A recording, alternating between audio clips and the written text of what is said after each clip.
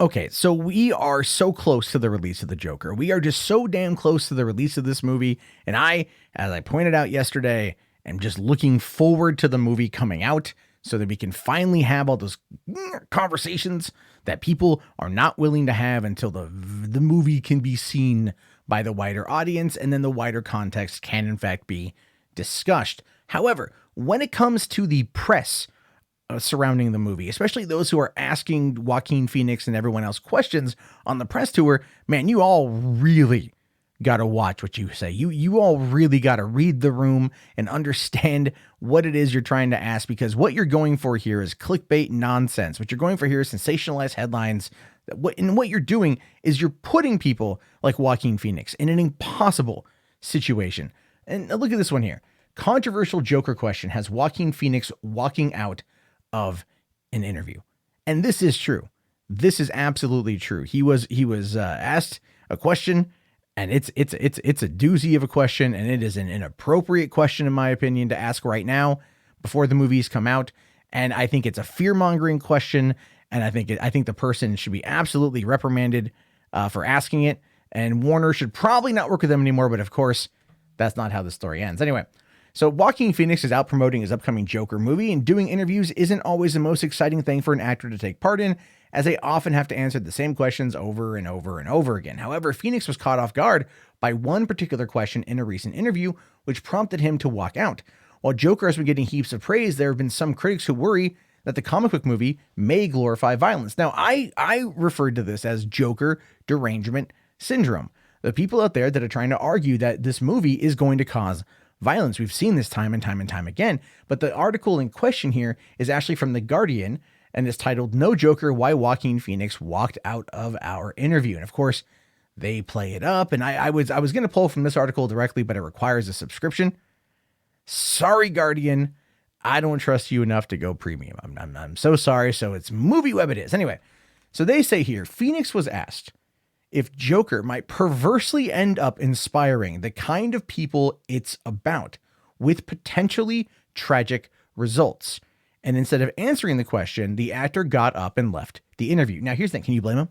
Can you honestly sit there and blame Joaquin Phoenix for engaging in this good faith interview, and the dude comes out of left field and just says, well, do you think that this movie might perversely end up inspiring the kind of people that it's about, with potentially tragic results?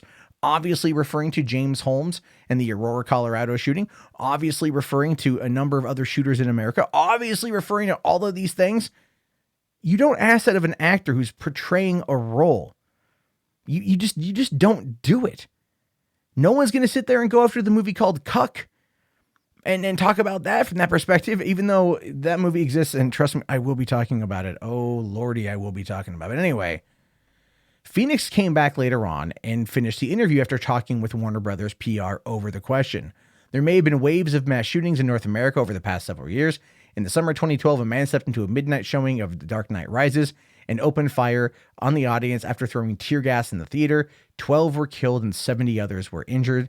There have been 283 North American mass shootings in 2019 alone. So the topic is on the minds of a lot of people, and there is a big debate as to why these shootings keep occurring. And listen, I understand that. I follow the news. I watch all this stuff. I have 2 children under the age of 2, and I fear for when they go to school, because in the area that I live, there's already been one of these events that have happened a number of years ago. It's absolutely positively something to be worried about in the grand spectrum of things. But we have to look at the core issue here, the core problem here, the systematic reasoning for it, the systemic reasoning for it is oftentimes poor mental health and people's inability to say anything when they see it. And that has nothing to do with a movie like this. This kind of movie is not going to inspire people, because they said the same thing about Taxi Driver. They said the same thing about The Basketball Diaries. They said the same thing about a lot of these movies that deal with a lot of edgy, dark content. And this is all being done for clicks and for views and for money. And they're painting this movie in such a negative way. They're painting this movie as such a bad thing that all it's going to do is help lead it to more than $82 million in the United States, because people are going to go see it. Because I think, if anything, what it does is it creates curiosity. Now, don't get me wrong. I have been open. I'm frustrated by it all. I really don't like it. I don't like the fact that when I look at a movie like this, and I want to watch the movie and I want to enjoy the movie and I want to see what they're trying to say and look at it through a creative and constructive lens, then there's that. That's what it is. You know, just leave it at that. Let the audience decide. But the critics here are absolutely, utterly trying to control the conversation. However, I do want to point out, this is a comment that I found on the Guardian article from a guy called SJW Killer saying, Robbie Collin, you are a pathetic human being and a pathetic film critic. End your life. The world doesn't need more people like you.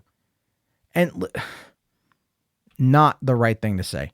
Not what you say. Not how you approach the situation. Not what you put in, because that's all you're doing is you're validating their argument when you make comments like that. All you're doing is just validating what it is, the propaganda they're trying to spread. You don't add to the conversation. You detract, you subtract, you take away, and it becomes a ridiculous goddamn thing, and something that the rest of us then have to kind of sit and deal with, because you want to be a pedantic, whiny little punk on the internet going, in your life. No, you give them the ammo they need to continue the crusade against the movie. You're not being edgy. You're being a bitch. And that's what it boils down to here, folks. You're just being a bitch. Anyway, what are your thoughts on this? Let me know down in the comments below. I look forward to your thoughts and your opinions. Please be honest. Please be real. Please, if you agree with me, let me know. If you disagree with me, let me know. Just talk about it down in the comment section. I'll talk to you guys later. Have yourself a fantastic day. Thank you for watching. Please like or dislike this interact. And yeah.